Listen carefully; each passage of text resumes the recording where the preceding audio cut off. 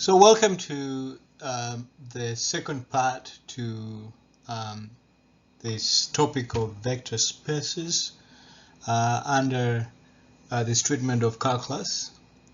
And here we're going to expand on what vector spaces really mean.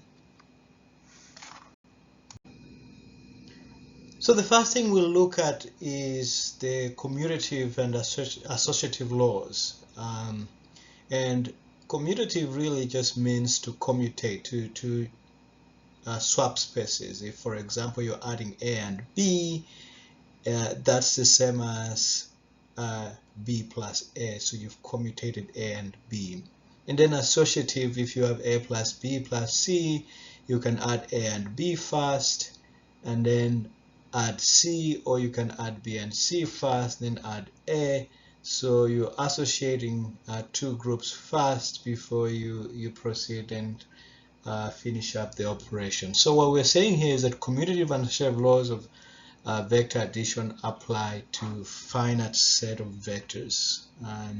So you can begin with one vector and then add another one, or you can begin with what you started with. You ended up plus, and so the position as what comes first in the addition chain doesn't really matter when it comes to adding vectors. And then associative laws, obviously you can group two vectors before you're adding a third one, and how you group those vectors doesn't really matter as regards addition.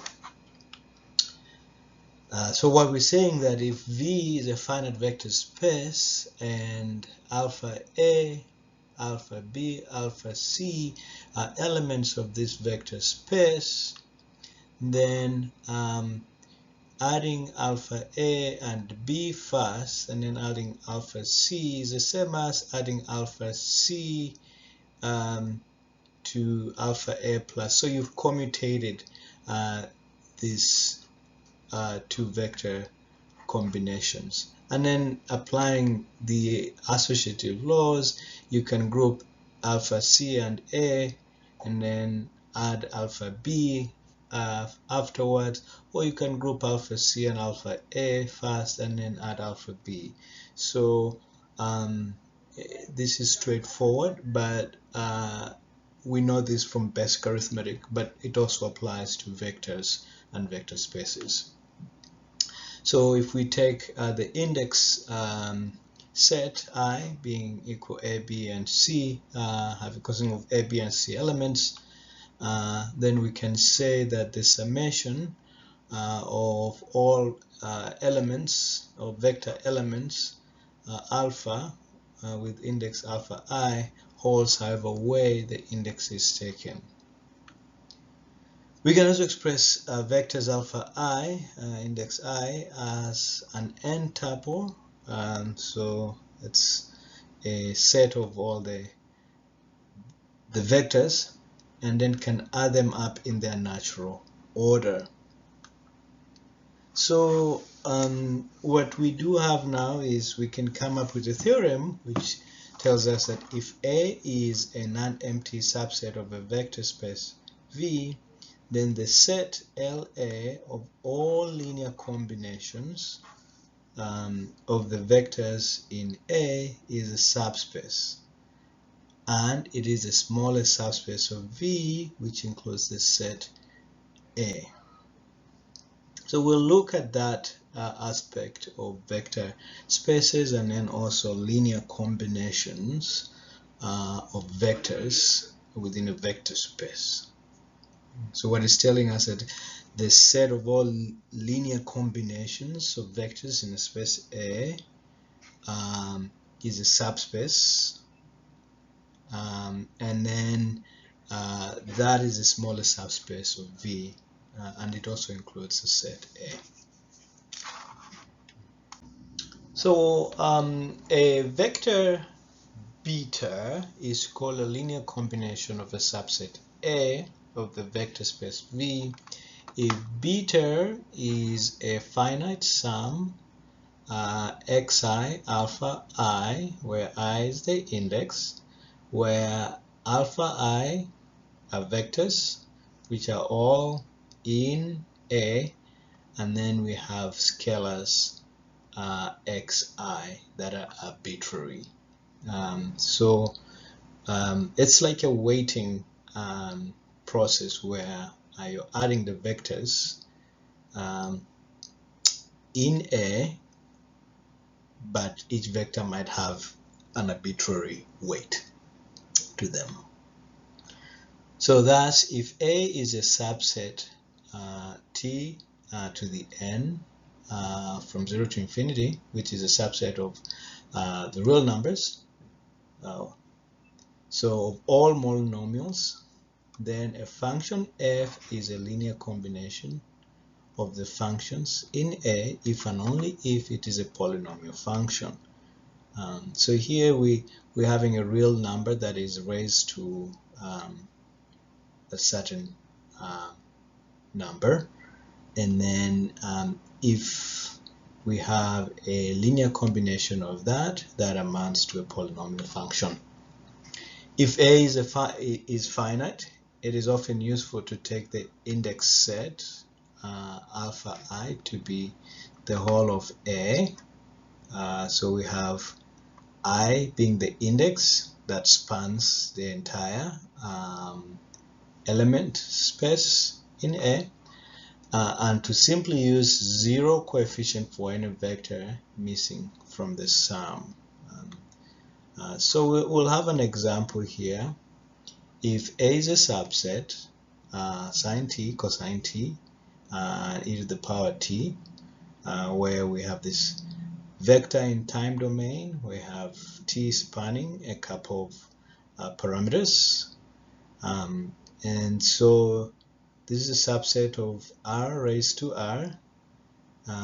Then we can consider A an ordered triple in the listed ordering, and the function 3t minus e to the power t is equal to 3 sine t plus 0 cosine t, because the cosine here has an arbitrary, has a constant 0 plus constant -1 times the power t. So this is a linear combination of the triple here, the triple A, and it has the combination, or it has a coefficient of triple of 3, 0, -1. So which is interesting. So that's how you could look at a function like this. So as an example, let's consider L to be a linear combination of two vectors, 1, 1, 1 and 0, 1, -1. Obviously in R raised to the 3, three-dimensional vectors. L is a set of all vectors, S multiplied by this first vector and T multiplied by the second vector, such that you have a third vector now being called S plus T, S minus T, where S and T are any real numbers, so this arbitrary constant. Such that L equals to this vector here with a double ST or a pair ST being equal to elements of R raised to the 2. So L is closed under addition and scalar multiplication, and therefore is a subspace of R raised to the 3. And L contains each of the two given vectors, this and this, when the coefficient space is 1, 0 and 0, 1 respectively. So you see that these elementary vectors are subsets or are elements of the L space. So then we say that the linear combination L is the smallest subspace of R raised to the 3 containing vector 1, 1, 1 and 1, 0, 1, -1. So this L linear combination is called the linear span, or just a span of the two vectors that we've seen. or the subspace generated by the two vectors. Now, just a quick definition. Let V be a vector space such that x1, x2, x3 up to xn are elements of that vector space. Then the linear span of x1, x2, x3 up to xn, denoted by the span x1, x2, x3, xn, is a set of all linear combinations x equals to a1, x1, a2, x2, and xn, where x, a1, a2, a3, and these are arbitrary constants that can be obtained by arbitrarily choosing the n scalars a2, an. So that's the definition. What is a linear span? A linear span is just a set of all linear combinations of vectors contained in a given vector space. So an example, let x1 and x2 be 1, 0 and 0, 1 respectively. So the span of these two vectors, x is equals to a1 times 1, 0 plus a2, 0, 1, which is equals to a1, a2. So we can succinctly or just beautifully express it as a span of x1 and x2 is equals to the vector a1, a2, such that a1 and a2 elements are real numbers. So based on what we've discussed up to now, we can build a theorem, and that theorem is that if we have a non-empty subset A of a vector space V, then a set LA of all the linear combinations of the vectors in A itself is a subspace, and it is the smallest subspace of V which include the set A. So we call LA here the linear span of A. If LA equals to V, then we say that A spans V. And finite dimensional if it has a finite spanning set. Let's just look at an example. So if we have R to the 3 or three-dimensional real space being equal to V, and if delta to the 1 and delta to the 2 and delta to the 3 are the unit points on the axis, such that delta to the 1 is 1, 0, 0, 1, 0, 0, delta 2 is 0, 1, 0, and delta 3 is 0, 0, 1. Then we can say that delta to the I, where I spans 1 to 3, this expression spans V, this vector space V. Why? Because when we look at the linear combination of these independent vectors, you can pretty much derive any vector combinations within this space because we have this expression x that is x1 delta to the 1, x2 delta to 2, and x3 delta to 3. So these vectors, individual vectors, 1, 0, 0, 0, 1, 0, and 0, 0, 1 can build up any vector within the space V. And so, in other words, the three vectors span, or these three vector combination spans the three-dimensional space. Okay.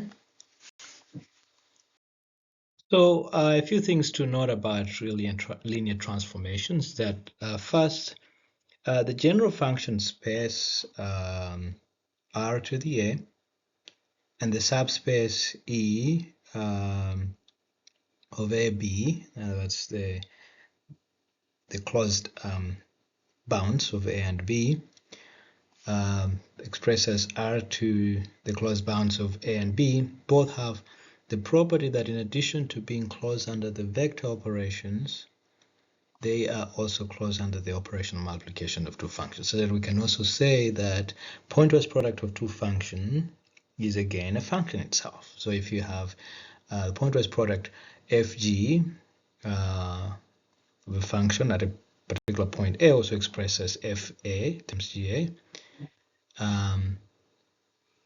and another thing that we can say is that the product of two continuous functions in itself is a continuous function, or is continuous.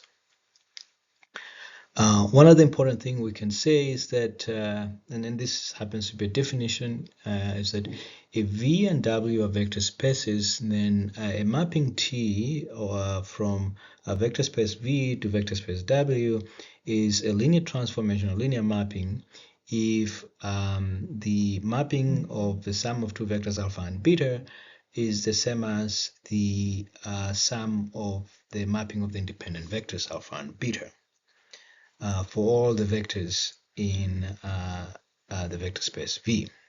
And also if the mapping of the product of a real number x and a vector alpha is the same as the product of the real number x and the mapping of the vector alpha, and that is for all vectors alpha in V and also the real number x. The two combinations on T above can be combined into a single equation shown here. I don't need to explain this further. And then we can also say that this can be extended to any finite sum by induction, so that if T is linear, then obviously the transformation of the linear combination of the vectors alpha I, and obviously we have these different forms of constants x. This is the same as the linear combination of the transformation of these independent vectors for any linear combination of alpha.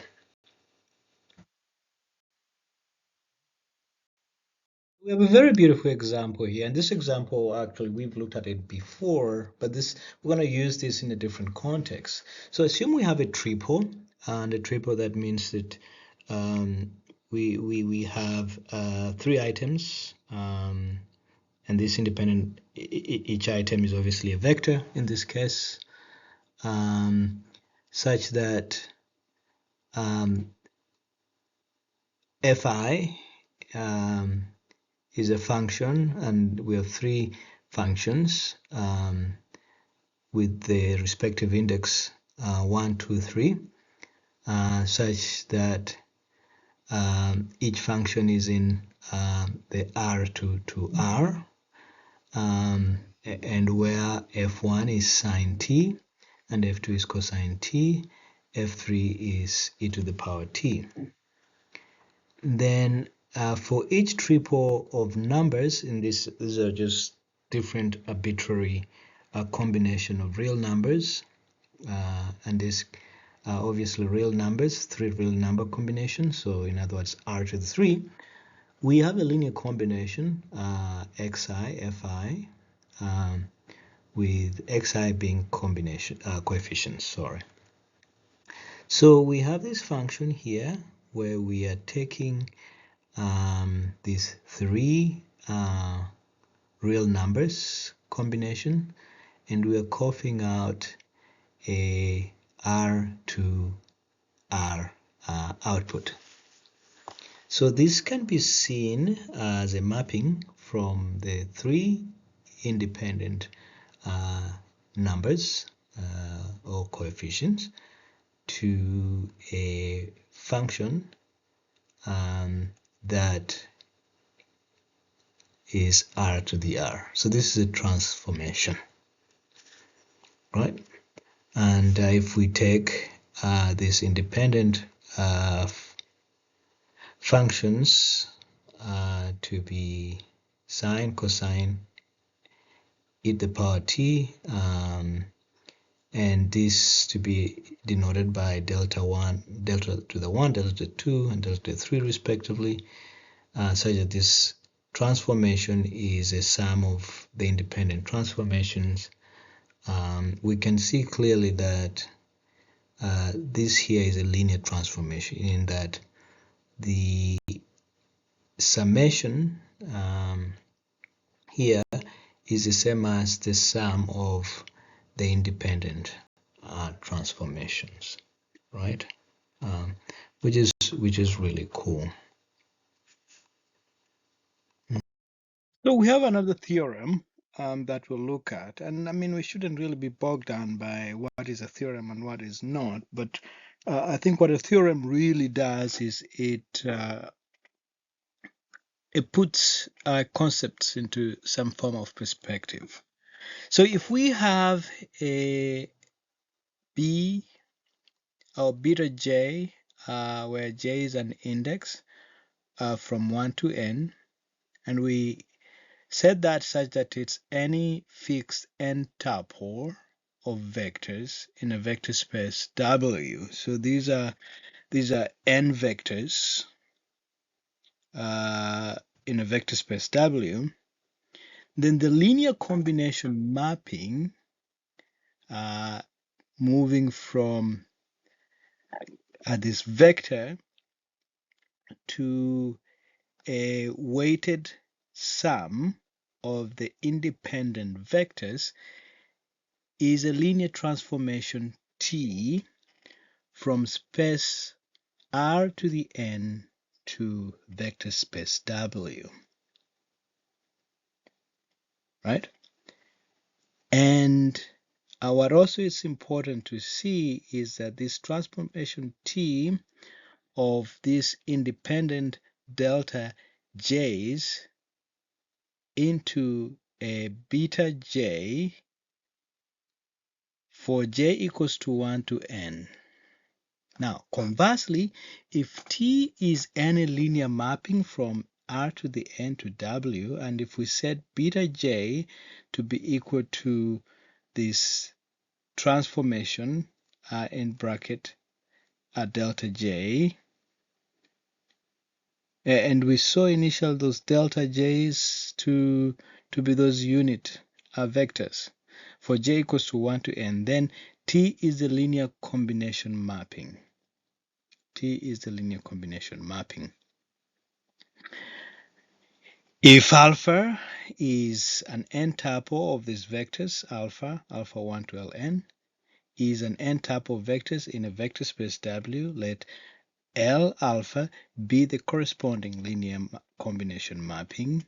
X equals to the linear combination of alphas from R to the n to W. We should note that n tuple alpha itself is an element of the space W to the n. And we can say that if T is any linear mapping from R to the n to W, we shall call the n tuple the skeleton of T. In other words, the skeleton of that transformation. The independent vectors are the skeleton of the bigger transformation of taking the vectors into one vector that's a linear combination of the entire set. So again, just an interesting theorem to put things into perspective. For each n tuple alpha in the space W to the n, the map L alpha taking R to the n to the space W is linear, and its skeleton is alpha. In other words, these independent vectors that can be used to create a linear combination. These independent vectors are what we call the skeleton of the linear combination. Conversely, if T is any linear map from R to the n to W, then T equals to L beta, where beta is a skeleton of T. Another theorem, just to again put things into perspective, the map alpha to L alpha, which is a linear combination, is a bijection from w to the n to the set of all linear maps T from R to the n to W, and T to the skeleton of T is its inverse. So taking these independent vectors and creating a linear combination is both injective and surjective, right? And that's why we say it's a bijection. And the independent vectors are the skeleton of the linear combination space. So linear transformation from a vector space V to the scalar field R is called a linear functional. A linear transformation from a vector space V to the scalar field R is called a linear functional on V. And an example would be something like this, where you have these vectors of values of t values or function with respect to some t input value, and then when you integrate you get a scalar. So that is a linear functional. We have an example where we have fx is equals to 3x1 minus x2 plus 4x3. This is a linear functional, right? Because we are taking some vector spacing and then we're converting it to a scalar field. So this is a linear functional on R to the 3, and the skeleton is 3, -1, and 4. 3, -1, and 4. So you see these independent scalars here get combined by some combination of x1, x2, x3 and yield a scalar value. But above that, these independent values within this triple here is the skeleton.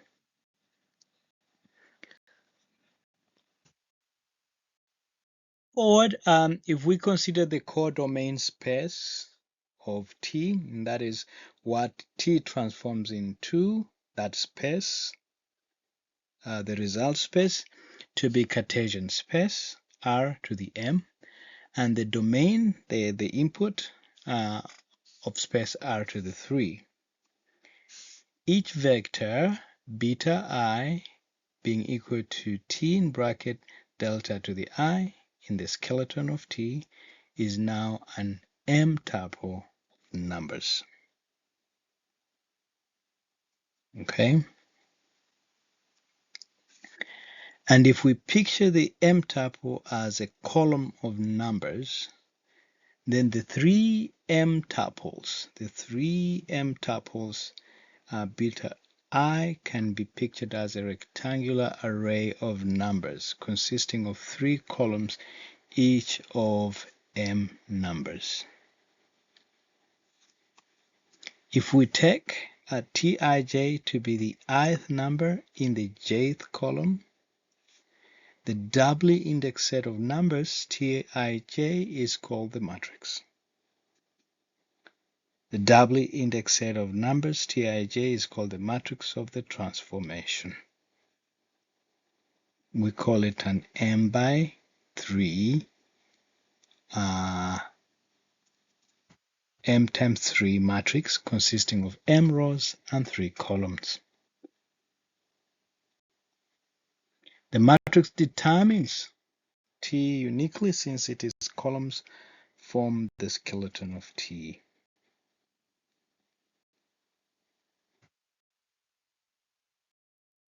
So to put things in a better perspective, if we have the identity T that takes a vector of 3 items in such a way that it produces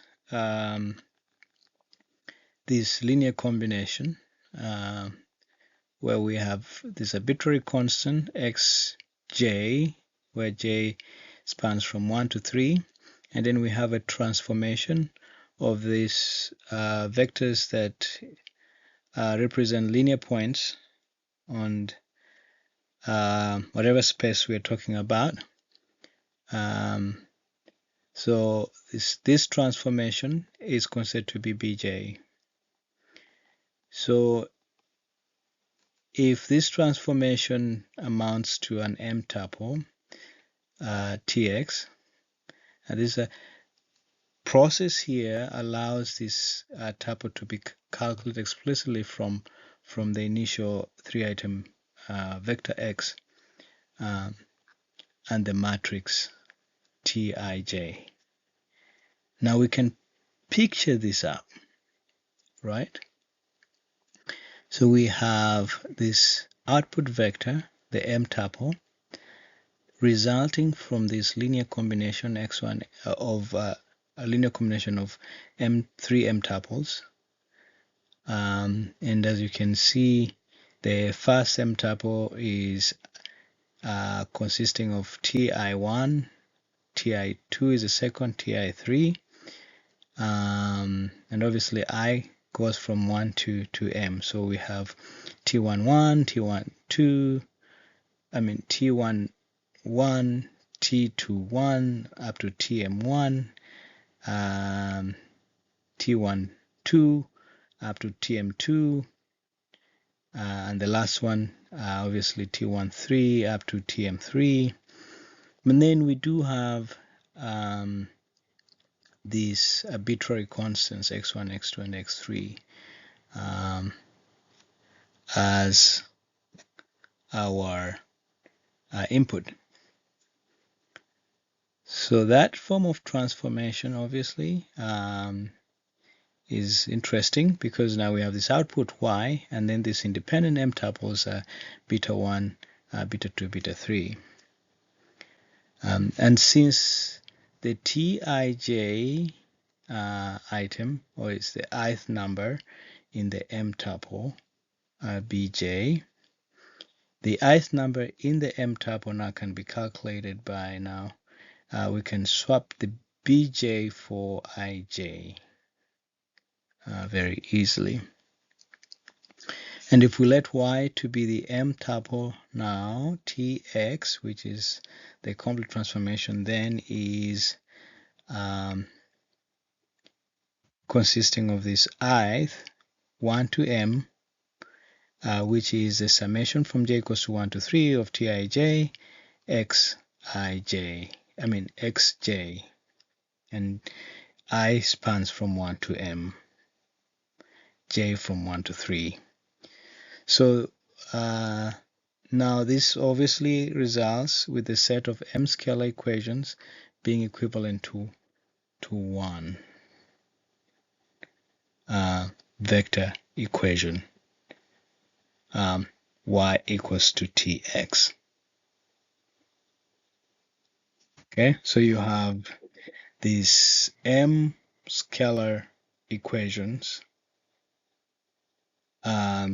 consisting of x1 in the first row, x2, x1, x2, x3 in the first row, and then x1, x2 in the second row. So all these M equations all collapsing into one equation.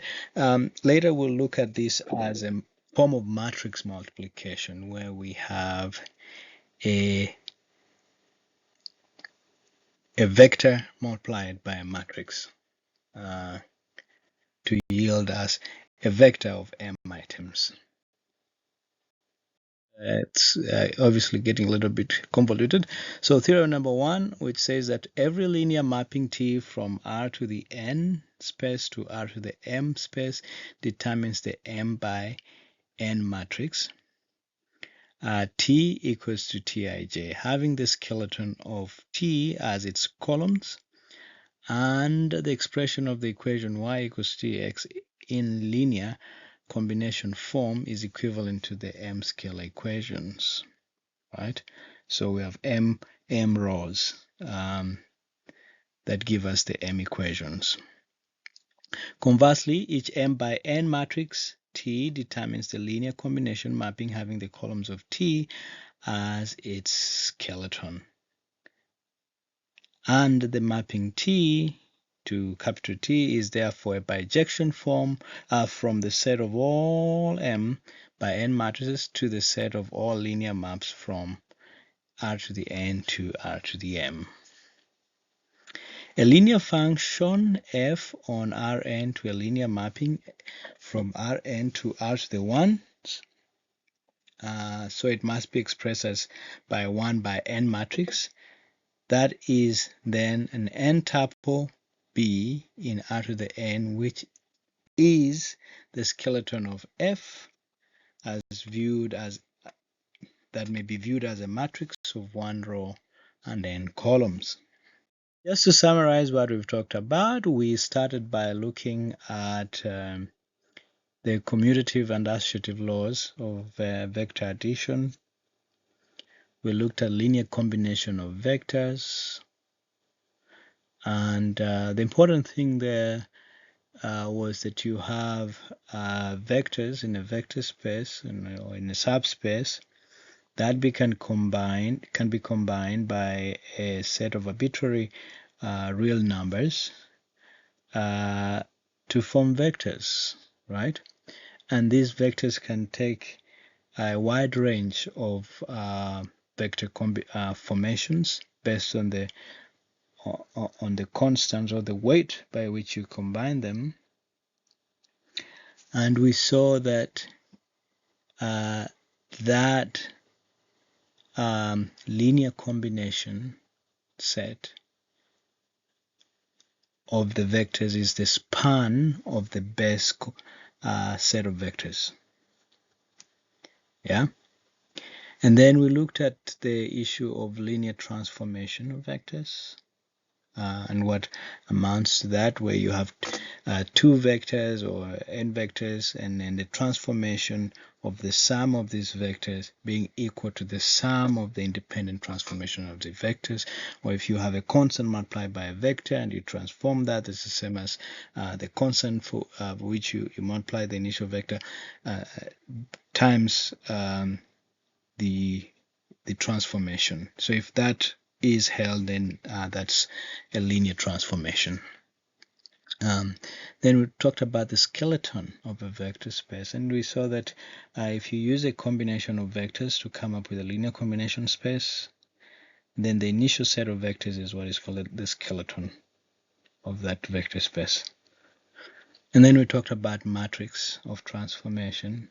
So if you're transforming from one vector space to another, let's say you're taking 3-item or 3-element vector and coughing out an M vector space, M element vector, then you could use a matrix to do that transformation. Okay, so that kind of sums up what we wanted to look at today. Certainly, we probably rambled and gone through several concepts, but this is just to begin familiarizing ourselves with the bigger concepts of calculus. So until next time, bye bye. Stay locked. Thank you.